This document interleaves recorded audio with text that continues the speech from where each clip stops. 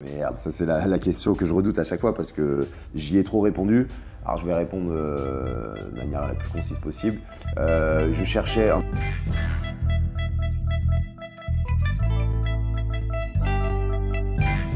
Donc bonjour à tous, c'est Baptiste de Ligne Jaune. Aujourd'hui on est accompagné de Hippo Kung Fu. Bonjour. On est à Parthenay à Diffart où tu passes du coup ce soir. Ouais, tout à fait. En première partie Nikoka. Ouais. Et alors si je me trompe pas dans le nom c'est Jeez. Jeez. Ouais. D'accord. Des copains, les deux. Parce que tu étais déjà passé ici à Diffart. Ouais, et j'étais... Il y a combien? Il y a 11 ans. Ah là, dis pas des choses comme ça, après ça va. J'avais remporté un prix au Franco de La Rochelle qui m'avait permis d'aller faire un petit repérage à Montréal. L'idée c'était de produire du contenu vidéo pour dire aux gens de Montréal hey, je m'appelle Hippo Kung Fu, je suis français, j'ai la chance de venir jouer chez vous. J'étais rentré de cette petite semaine de tournage repérage et j'étais explosé comme aujourd'hui. Et j'étais dans cette salle et je m'en rappelle parce que j'étais comme ça, genre j'étais dormi à moitié. Et je me rappelle que au bout de 2-3 morceaux, c'est parti en slam dans le public et tout, alors que j'étais complètement mort. Et le public m'avait vraiment porté, aussi bien physiquement qu'avec leur force et leur esprit. Je revois une photo justement ici où justement t'es dans le public. Ouais. Tout le monde justement est en train de te porter. Ah ouais, mais c'est parti. En fait, je crois que j'étais fatigué, j'ai dû tomber au 3e morceau, tu vois, de fatigue. Et puis paf, et les gens m'ont réceptionné. Et puis après, c'était parti, et c'était le feu. Et puis on a fini en freestyle chez mon pote Dagoblin aussi, qui est un pote de Nikoka, qui est bien investi ici. Trop cool, voilà, très content. Aujourd'hui, on va parler surtout de ton nouvel album. Ouais. Où du coup, dessus, tu fais participer ta famille. Ouais. C'est la première fois que tu fais ça? C'est pas la première fois que j'invite certains membres, c'est-à-dire que j'avais déjà fait participer mon père à certains morceaux, mais mon papa est musicien et donc c'était normal pour moi de lui proposer ça. Là, ce qui est nouveau et c'était le pari de cet album, c'était de faire participer les autres membres de ma famille qui ne sont pas musiciens professionnels, qui n'ont même pas de formation professionnelle. Ma sœur qui sont super bien, donc qui a le même bagage musical que moi. Là, je l'ai invitée donc sur 2 morceaux de l'album. Hier soir encore, elle faisait ma première partie à Paris, en guitare-voix, essentiellement des reprises, mais elle a fait aussi une compo. Et puis ma fille, c'était pas vraiment une demande de sa part, hein. C'est moi qui lui ai dit, ça te dit, on fait un morceau, parce que j'ai envie de faire un album avec toute la famille. Et ça s'est fait assez naturellement, parce qu'on avait des choses à se dire et que c'était, c'est vraiment basé sur des discussions qu'on peut avoir sur le fossé entre les générations, les références propres à chaque génération. Je trouvais ça cool voilà, qu'il y ait un petit challenge en plus rythmique, qu'une prod qui est pas facile à kicker. Elle a saisi le truc assez vite et puis on a composé le texte ensemble, on a trouvé les placements, les rimes, tout ça, et puis je lui ai fait des petites démos quoi, pour qu'elle puisse... Et en fait après elle a bien enregistré le truc, elle était nickel. Puis après dessus il y a, on entend chanter mon fiston, le deuxième Félix, sur 2 refrains même. Et il y a un morceau de ma femme qui chante une sorte d'hommage à sa maman disparue juste avant que l'album se mette en route. Et un peu le déclic aussi, c'est que moi j'avais fait ce morceau. Les gens sont fâchés à partenaire. J'avais fait ce morceau demi-vieux qui ouvre l'album, qui était un petit état des lieux, un petit constat. Voilà, j'ai 40 ans, enfin j'en ai 41 maintenant. Je vieillis et je me pose des questions. En fait, après, il y a eu ce drame. Voilà, en fait, l'album est là. Et comment on se ressoude en famille après un événement tragique. Et ce qui est inexplicable, c'est que quand on est confronté à la mort et qu'on est endeuillé, il faut profiter du moment présent, justement. Et surtout, on est réunis. Voilà, j'ai répondu peut-être à 3-4 questions en une. Pour revenir au son que tu as fait avec ta fille, ouais. Ça fait quoi de se faire un peu clash du coup par sa fille? J'ai de l'autodérision, j'en ai toujours eu, j'en ai joué beaucoup. J'étais le premier à me vanner dans mes morceaux comme Le Dindon ou des trucs comme ça. C'est pas la première fois et là c'était comme si j'avais mon mini-me, tu vois, qui était venu sur mon épaule. Quand elle me vanne, je suis mort de rire et on a grandi comme ça et les enfants on les a élevés dans cette culture de la vanne, mais avec toujours un fond bienveillant parce que je pense que quand on écoute bien le morceau, c'est ce que dit la fin du morceau, c'est qu'on a juste pas les mêmes rêves, mais en fait on est pareil. J'ai vu que du coup ta fille était montée avec toi sur scène. Ouais. Ça s'est bien passé pour elle, c'était la première fois aussi? Elle est montée 3-4 fois maintenant. Franchement, elle a tué le truc. Elle a dead ça, comme disent les jeunes. Ouais, moi j'étais déstabilisé. En fait, je pensais qu'elle allait trembler. Elle est arrivée, bam, bam, bam, les mouvements, les trucs, ta. Tout était calé. Je me suis dit, mais comment elle a... Parce qu'en plus, on répète à la maison, mais à la cool, tu vois, genre dans la cuisine. Mais ouais, en train de faire chauffer les pâtes, machin, je dis, petite répète et tout, allez. Et elle le fait vite fait, tu vois, genre sans y croire vraiment.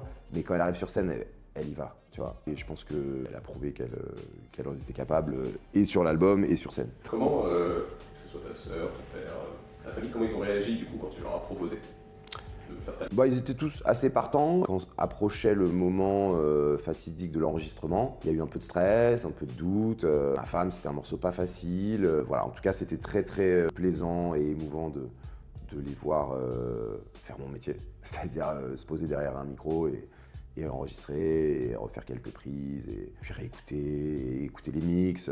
Voilà, donc je pense que ça a permis aussi pour ma sœur, ma femme et ma fille et tout, c'était vraiment ils ont vu tout le processus, elles ont compris ce que je faisais comme taf. Sur l'album, y a-t-il un morceau qui représente le plus Hippo Kung Fu de maintenant? Moi, j'essaye d'être sincère le plus possible. C'est vraiment une démarche importante et que j'ai entamée dès le deuxième album, Céleste, tu vois, où justement j'ai commencé à me livrer un petit peu plus. Ces dernières années, j'ai l'impression d'y parvenir. Donc cet album, je voulais être vrai dans tous les morceaux. Parce qu'en fait, tu vas prendre un truc comme DJPS par exemple, tu sens que c'est plutôt marrant, mais c'est la vraie life, tu vois. Et après, il y a des morceaux comme Tout Seul, par exemple, tu vois, ou Demi-Vieux, qui sont vraiment plus des morceaux solo, pour le coup, où je dis ce que je pense, ce que je ressens. Voilà, bon, après, moi, je sais que dans les morceaux qui m'avaient particulièrement saisi quand je les ai écrits, tout ça, On a beau dire, évidemment, avec ma sœur. Et puis, il y a le morceau J'ai fini le taf, parce que pour moi, c'est le premier morceau où j'arrivais à mélanger l'hippo foufou des débuts, tu vois, qui part un peu dans tous les sens, qui digresse, qui divague, etc. Pour aller sur un truc beaucoup plus perso, intimiste, famille. Ça raconte quelque chose de toute façon cet album, mais pour moi, voilà, c'était un peu faire le lien entre le hippo technique, qui fait plein de rimes folles et tout, et puis qui finalement est juste un gars comme toi, comme tout le monde. Quels sont tes projets futurs après ta tournée? J'aimerais bien prendre le temps de retourner en studio pour faire quelques nouveaux morceaux. Dans un autre, pas forcément registre, mais en tout cas un nouvel épisode, une nouvelle histoire. J'ai pas encore trouvé l'axe, mais ça arrive toujours par accident, par magie. Une phrase, un truc, un mot, une réflexion des enfants. Donc je m'inquiète pas parce que je sais que la vie fait bien les choses et que j'aurai l'inspi le moment venu. Donc les projets c'est ça, après c'est tourner avec cet album et peut-être les nouveaux singles jusqu'à début d'année prochaine, tu vois, au moins. Et la suite, j'ai plein de rêves et de trucs à réaliser, on verra. J'en parle pas là parce que j'ai pas envie qu'après qu'on me dise « Alors, vous l'avez fait ou pas ?» Tu vois, je garde. C'est comme les vœux avant que tu souffles les bougies, tu vois, tu gardes ça pour toi. Du coup, on a demandé à des amis, à de la famille, du coup, de te poser des questions. Ok. C'est que des personnes, par contre, qui te connaissent, qui te suivent. Salut Hippo Kung Fu. Dans ta chanson Last Day in Brooklyn, tu chantes en anglais. Est-ce que tu comptes faire un EP, voire un album, uniquement en anglais? Non. Je réponds cash. Non, et je laisse les anglophones faire du rap en anglais. Moi, je trouve que... Pour moi, c'était un challenge. J'avais envie de faire un truc, de montrer que j'avais quand même passé 2 ans et demi à New York, même si j'étais souvent en France à cette période-là. Donc je ne ferai pas d'EP en anglais, machin. Après, est-ce que je referai un morceau en anglais, un couplet, un truc, pourquoi pas? Mais j'étais très fier de ce truc-là. Salut Hippo Kung Fu, je me demandais avec quels artistes vous avez aimé collaborer et quel serait votre feat de rêve? Moi, j'ai aimé toutes mes collabs. Le feat avec Gaël Faye à l'époque, donc presque rien. C'était magique parce qu'on a fait ça vraiment à la cool. Je lui ai envoyé le truc. Il est rentré dans l'univers, il est venu poser ça là où j'enregistrais. C'était voilà, c'est le genre de petit morceau, tu fais ça à la cool et puis en fait après ça devient un morceau qui marque certaines personnes pendant longtemps. À l'époque, la secte, moi j'étais un bébé, hein, ils m'ont pris au berceau donc j'ai appris énormément en enregistrant avec eux. Après c'est sûr que c'est mieux quand tu es avec la personne en studio, toujours plus sympa. Moi j'aimerais passer une soirée avec John Williams pendant qu'il est encore vivant. Parce que c'est quelqu'un qui me fascine et c'est un grand compositeur et c'est plutôt cette forme de sagesse que pourrait avoir aussi Bobby McFerrin, de ressusciter Georges Brassens, essayer de poser un couplet et sans rougir. Voilà, moi je suis plutôt là-dedans. Après dans les artistes, on va dire du moment, je préfère les écouter que faire des feats avec eux. Pour moi, si je les rencontre pas, on n'est pas dans une soirée, on échange, on se dit mais mec, mais... meuf, tu vois, genre on pense la même chose, on est pareil, tu vois. Non, il faut qu'humainement ça match. Et Gaël Faye, moi je l'avais croisé plein de fois avant qu'on fasse le feat et puis je savais que c'était une crème, donc évidemment c'était magique. Salut, alors moi j'ai une question. Je voulais savoir s'il y avait une de tes musiques qui avait déjà tourné dans un film Et si c'est pas le cas, je voulais savoir quelle musique tu aurais aimé entendre. Waouh! Je pense qu'il y a déjà des morceaux, enfin je sais qu'il y a déjà des morceaux qui ont été utilisés, mais c'était dans des petits courts-métrages. Sinon, ma musique... Le truc, c'est que moi, j'ai pas le recul nécessaire, en fait. Chaque morceau m'évoque un instant de ma vie, donc il faudrait que je sois surpris et qu'un jour je vois un film où, tu vois, genre limite quelqu'un signe à ma place et je vois ça au cinéma et genre, waouh, ce serait la surprise comme ça, mais c'est un peu se détacher, tu vois, du morceau suffisamment. Après, dans les morceaux que moi que j'ai pas osé clipper par exemple, mais que je trouvais très fort, il y a un morceau qui s'appelle Tiens-moi la main. J'ai parlé à tes doudous hier soir, tu leur manques. Ils m'ont dit qu'ils étaient fiers de toi, ils t'attendent. Et je me suis dit, mais ça, pour moi, ça doit rester audio, tu vois, mais peut-être qu'un truc, un morceau comme ça, ça peut être cinématographique. Après, si vous voulez utiliser ma musique, demandez-moi, mais moi, ça me ferait plaisir. Salut Hippo Kung Fu, je voulais savoir pourquoi t'as choisi le nom d'Hippo Kung Fu. Allez, salut. Merde, ça c'est la question que je redoute à chaque fois parce que j'y ai trop répondu. Alors je vais répondre de manière la plus concise possible. Je cherchais un pseudo parce que je trouvais pas de truc avec mon prénom, mon nom, Sébastien Gonzalez et tout.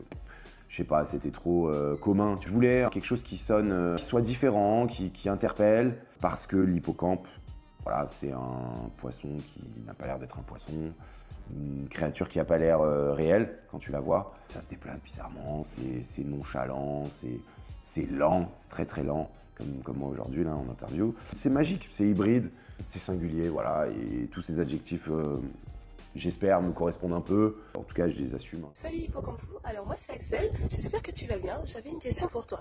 Est-ce que tu es encore en contact avec la secte phonétique? Et si oui, est-ce que dans des projets futurs, tu aurais un OP, un son, ou même des albums prévus avec eux?